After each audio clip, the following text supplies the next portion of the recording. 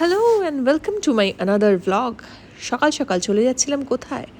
চলে যাচ্ছিলাম তারকেশ্বরের উদ্দেশ্যে। মনটা খুব উড়ু উড়ু ছিল, কারণ আকাশে এত সুন্দর পেঁজা তুলোর মতো মেঘ দেখে।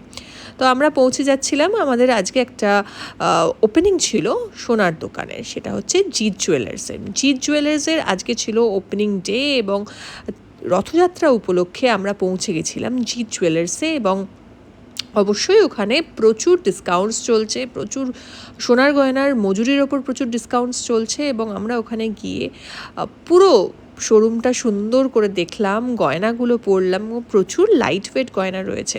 তোমরা যারা তারকেশ্বরের কাছাকাছি থাকো, তোমরা চলে যেতে পারো জিৎ জুয়েলার্সে। আমিও চলে গেছিলাম এবং প্রচুর গয়না, লাইট ওয়েট যে জুয়েলারিসগুলো, গোল্ড জুয়েলারিস, সেগুলো দেখে নিয়েছিলাম। ফটোশ্যুটস হয়েছে, সে সমস্ত ছবি দেব।